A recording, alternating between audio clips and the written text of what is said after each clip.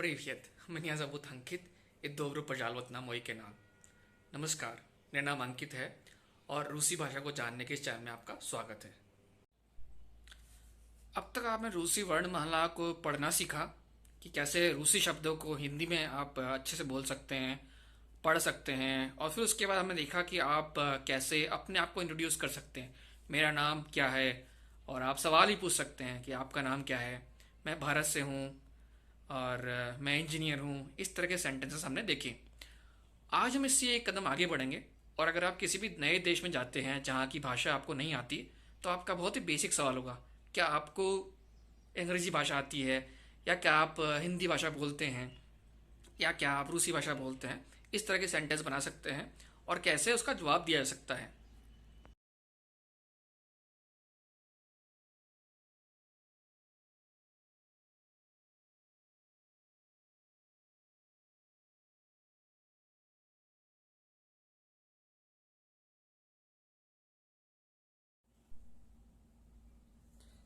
इसका एक बहुत ही स्टैंडर्ड सेंटेंस होता है. इसे कहते हैं वी गवरीतीपा रूसकी. वी गवरीतीपा रूसकी. अब यहाँ पे रूस की है, रूसी जो है रूसी भाषा के लिए. आप चाहें तो यहाँ पे हिंदी भी लिख सकते हैं और आंग्लिस की बोल सकते हैं. आंग्लिस की का मतलब होता है अंग्रेजी भाषा, या जो भी भाषा आप बोलना चाहें, पूछना चाहें. वी गवरीतीपा रूसकी, वी गवरीतीपा हिंदी, वी गवरीतीपा आंग्लिस की. इसका जवाब जानने के लिए हमें रूसी भाषा के जो ये होते हैं पर्सन, उनके बारे में जानना होगा, जिन्हें संस्कृत भाषा में प्रथम पुरुष, द्वितीय पुरुष, तृतीय पुरुष भी कहते हैं. आइए जानते हैं. अगर मेरी संस्कृत की नॉलेज अभी तक अगर सही है, तो ये संस्कृत भाषा में तीन पुरुष हुआ करते थे. प्रथम पुरुष, द्वितीय पुरुष, तृतीय पुरुष. और प्रथम पुरुष होता है वो के लिए होता है. तो स तो ते, एक वचन स, दूसरा वचन तो ते. तो जनरली होता था कि ये वो, फिर ये वो दोनों, और ये होता था वो सभी. ऐसे ही तुम, ये तो होता तुम दोनों, और होता तुम सभी, यूयम. ऐसे ही तृतीय पुरुष होता अहम आयम वयम, यानी कि मैं, हम दोनों, हम सभी, वयम. अब हम ये सब क्यों अब हम ये सब क्यों पढ़ रहे हैं? इसकी ज़रूरत ये है कि अगर जब हम बोलते हैं कि मैं पढ़ता हूँ, तो जो पढ़ना होता है उसको जो लिखने का तरीका होता है वो पढ़ता है उससे अलग होगा. आइए देखते हैं. मेरे ख्याल से आपको पता ही होगा मैं क्या बोलने वाला हूँ. तो जो पठ धातु है, पठ धातु इसका मतलब था पढ़ना संस्कृत में. तो इसके लिए होगी पठती. पठती, पठत, पठत, पठन, सॉरी माफ कीजिए, पठती, पठत, पठंती.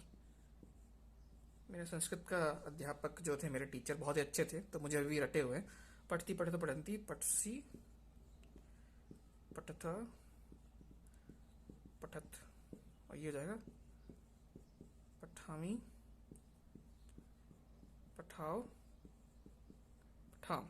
तो देखिए, जो एक ही धातु है पठ, पढ़ना, उसको अलग अलग तरीके से इस्तेमाल किया जा रहा है. यहाँ पे जो है, जो पठ के बाद ये जो एंडिंग है, पठ के बाद जो एंडिंग है वो ये इति, ये सी, ये आमी, पठता, थ, पठाओ, इंती, थ. तो ये बहुत जरूरी जानना कि रूसी भाषा के अंदर भी ऐसा ही सिस्टम है. अंग्रेजी में ये आसान है. ये अंग्रेजी में जो एंडिंग्स होती है, वर्ब की एंडिंग, वो सब्जेक्ट इंडिपेंडेंट होती है. कौन बोल रहा है उससे फर्क नहीं पड़ता. I am reading, you are reading, we are reading, जो रीडिंग है आई एन जी फॉर्म वो सेम ही होगी. लेकिन रूसी और संस्कृत दोनों में ऐसा नहीं होता है. इसलिए थोड़ा सा ये फ्लेक्सिबल लैंग्वेज भी बोलते हैं इनको, और ये जटिल भी बोलते हैं, क्योंकि जो काम कर रहा है उसके हिसाब से एंडिंग चेंज हो जाती है. तो ये फ्लेक्सिबिलिटी आ गई भाषा में. लेकिन जो अंग्रेजी भाषा अच्छे से बोल पाते हैं, जिनको लगता है अंग्रेजी आसान भाषा, उनके लिए जटिल हो जाएगी. खैर, हम वो डिबेट में नहीं पढ़ेंगे आज. तो रूसी भाषा का इससे क्या कनेक्शन है? देखिए, पहले तो मैं कहना चाहूँगा कि रूसी भाषा में जो प्रथम पुरुष होता है वो संस्कृत का तृतीय पुरुष है, यानी कि जो मैं होता है वो प्रथम पुरुष होता है, फर्स्ट पर्सन से कहते हैं। मैं, हम सभी, हम दोनों जो है फर्स्ट पर्सन। और जो प्रथम पुरुष संस्कृत का होता है वो रूसी भाषा का तृतीय पुरुष होता है, यानी कि वो दोनों, वो सभी, वो तृतीय पुरुष या थर्ड पर्सन जिसे कहते हैं। और द्वितीय पर्सन, सेकंड पर्सन, यानी तुम, सामने वाले की बात हो रही है, वो दोनों भाषाओं में सेम है। तो एक तो ये चेंज हो गया। दूसरा जो है, रूसी भाषा के अंदर द्विवचन नहीं होता है, तो इस पूरे हिस्से को हम निकाल सकते हैं। और रूसी भाषा के अंदर भी जो सब्जेक्ट है उसके हिसाब से वर्ब चेंज होएगी, तो ये हम देखेंगे। और अगर आपको ये सिस्टम संस्कृत का समझ आ चुका है या आप समझ पा रहे हैं, तो आपको रूसी सिस्टम समझने में भी आसानी होगी और आप हर तरह के कॉम्बिनेशन के सेंटेंसेस बना पाएंगे। तो चलिए चलते हैं। ये रूसी भाषा का स्ट्रक्चर है। देखिए, मैंने द्विवचन हटा दिया है और रूसी भाषा में प्रथम पुरुष अब मैं होगा, तो या का मतलब होता है मैं, या का मतलब होता है मैं, ये मैं। और रूसी भाषा में द्विवचन नहीं होता, ये हो जाएगा हम दोनों, हम सभी, सॉरी, हम सभी। ये हो जाएगा तुम सभी। ऑन, अना, अनो, ये होता है वो। अब जो वो है, वो जो मेल होगा तो वो होगा ऑन, अगर स्त्रीलिंग है तो होगा अना। और अनो होता है अगर कोई न्यूट्रल जेंडर काम कर रहा है, जैसे कि रेडियो बोलता है या रेडियो या गाड़ी चलती है, तो उस तरह के केस में ये अनो जो। और आनी जो है वो सभी, ये सभी जेंडर्स के लिए अब बहुवचन सेम है। तो ये स्ट्रक्चर हो गया, आपको समझ आ गया, सब्जेक्ट आगे। अब जो है हम एक क्रिया लेंगे, जैसे कि हमने सॉल्व किया गवरीतीय, वी गवरीतीय, तो वी गवरीतीय इसके साथ आई, तो ये गवरीतीय। जो क्रिया होती है वो होती है गवरीत, गवरीत। इसका मतलब होता है बोलना, ठीक है। तो मैं बोलता हूँ, तुम सही बोलते हो, वो सही बोलते हैं, या आप बोलते हो, वो बोलता है। तो देखो, मैं आपके लिए डायरेक्ट लिख देता हूँ कि इसके एंडिंग्स किस तरह से ऐड होते हैं। तो ये या गवरी यू, या गवरी यू, मी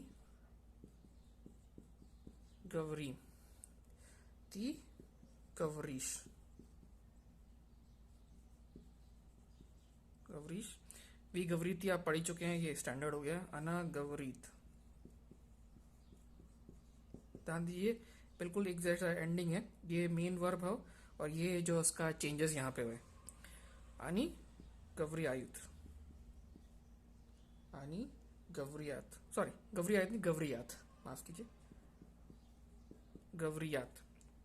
तो या गवरी यू, मैं आपके लिए हिंदी में भी लिख देता हूँ, आसानी होगी आपको पढ़ने में। तो या गवरी यू, ती गवरीश, ऑन, अना, अनो, गवरीत, गवरीत, मी गवरीम, वी गवरीतीय, ये तो आपको याद हो ही गया होगा। आनी गवरी, गवरियात। तो देखिए यहाँ पे तो आप देख सकते हैं, जैसे कि संस्कृत में भी पट धातु में अलग अलग एंडिंग्स थी, यहाँ पे भी गवरी जो है सब में सेम है, गवरी सब में सेम है। इसमें यू, इसमें श, इसमें त, इसमें इम, इसमें इतिय, इसमें यात, ये सब जो है एंडिंग्स, ये सब जो एंडिंग्स है इसमें ऐड होती गई है, उस हिसाब से सेंटेंस बना है। तो अगर आपको कहना है कि मैं बोलता हूँ तो या गवरियो, आप सभी बोलते हैं या तुम सही बोलते हो, वी गवरीतीय। और अगर आप इसको रेस्पेक्ट फॉर्म में बोलते हैं तो भी गवरीती यूज होगा, तो वी गवरीतीय, वी गवरीतीय। ऐसे ही वो बोलती है तो अना गवरीत, वो सभी बोलते हैं आनी गवरियात। तो ये स्ट्रक्चर हो गया। अब आपको समझ में आया किसके साथ क्या इस्तेमाल करना है। तो अब आपके लिए सवाल का जवाब देना बहुत आसान है। तो चलिए चलते हैं, क्या जवाब दे सकते हैं। तो हमारा जो सवाल था, क्या आप रूसी भाषा बोलते हैं, तो वो था वी गवरीतीय पर रूस, वी गवरीतीय पर रूस। अब इसमें दो जवाब हो सकते हैं, या तो बोलता होगा या नहीं बोलता होगा। ठीक है, हम यहाँ पे ये चीज़ डिस्कस नहीं करेंगे अभी इस लेवल पे कि हाँ मैं थोड़ी बहुत बोलता हूँ, नहीं मैं सिर्फ अंग्रेजी बोलता हूँ हाँ मैं समझ सकता हूँ, ये सब हम डिस्कस नहीं करेंगे, थोड़ा हायर लेवल पे है। यही देखते हैं कि हाँ मैं बोल सकता हूँ। तो हाँ का होता है रूसी में दा। दा मतलब होता है हाँ। दा मतलब हाँ। नहीं के दो फॉर्म होते हैं, नियत और नी। नियत और नी, ये दोनों का मतलब होता है नहीं। नहीं या ना। ठीक है, तो इसका जवाब होगा, आप खुद बना सकते हैं, दा या गवरियू पा रूसकी, या गवरिय पा रूसकी, वी गवरी पा रूसकी, दा या गवरियू पा रूसकी, या दा या गवरियू पा अंग्लिश या गवरियू पा हिंदी, डिपेंड करता है आप कौन सी भाषा है। या फिर नियत या नी, या नी, क्योंकि दो ना है यहाँ पे, नहीं नहीं, तो या नी गवरियू पा रूसकी, नियत या नी गवरियू पा रूसकी, नियत या नी गवरियू पा अंग्लिश की, नियत या नी गवरियू पा हिंदी। तो इस तरह से ये आप बना सकते हैं सेंटेंसेस। और इसमें अभी आपने और भी जो बोलता है, क्या वो रूसी बोलता है, तो क्या आपके यहाँ क्या वो रूसी बोलता है, तो उसमें होता है ऑन गवरीत पारूस्की, ऑन गवरीत पारूस्की। तो इस तरह से आप बना सकते हैं। तो दा ऑन गवरीत पारूस्की, नियत ऑन नी गवरीत पारूस्की। तो इस तरह से आप चेंज कर सकते हैं। और हम एक्चुअली डायलॉग डिस्कस कर लेते हैं, जो शुरुआत से हम पढ़ते आ रहे हैं। कि हमने जो अभी तक डिस्कस किया है, सबसे पहले हमने कहा था कि मिनिया जबूत अंकित, तो मिनिया जबूत अंकित या इज डिजाइनर या इज आर्किटेक्ट, इस तरह से आप जोड़ सकते हैं। या फिर आप सामने से पूछ सकते हैं काकवा जबूत, या आप पढ़ चुके हैं काकवा जबूत, वो आप अपना नाम बताएगा। फिर आप पूछ सकते हैं या इज हिंदी, या इज हिंदी की, या उससे पूछ सकते हैं अतकुदावी, जो हमने पिछले वीडियो में देखा था अतकुदावी। उसी फॉर्म में आप सवाल आगे बढ़ा सकते हैं। वी गवरीतीय परूस की, वी गवरीतीय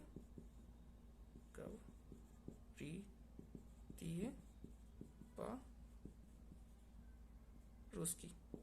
तो इस तरह से एक बड़ा छोटा सा कॉन्वर्सेशन आप समझ चुके हैं कि कैसे करा जाता है। अब जो अगला वीडियो होगा उसके अंदर हम जो और इस तरह सेंटेंस बन सकते हैं, जैसे कि होती है सोचना, कि मैं सोचता हूँ, या मैं खरीदता हूँ, या मैं जाता हूँ, मैं खेलता हूँ, मैं सोता हूँ। तो मैं आपको अगली वीडियो में इनकी जो बेसिक वर्ब होगी वो दूंगा, और आपको प्रैक्टिस करनी होगी, एक्सरसाइज करनी होगी कैसे उनको चेंज कर सकता है। और अगर आप ये चेंज करना सीख जाएंगे, जो बेसिक 20-25 वर्ब्स होती है, तो आपके लिए फिर नॉर्मल कॉन्वर्सेशन कर रहा हूँ तो आसान हो जाएगा। तो अगर आपको वीडियो पसंद आया तो इसे लाइक कीजिए और अगली वीडियो तक का वेट कीजिए। आप और वीडियो जानना चाहें कि कैसे आप रूसी भाषा में अच्छा बन सकते हैं, तो मेरे चैनल को सब्सक्राइब कीजिए, और ऐसे ही और वीडियो में आगे लाता रहूँगा। और अगली वीडियो तक के लिए 10 विदानियाँ, पक्का।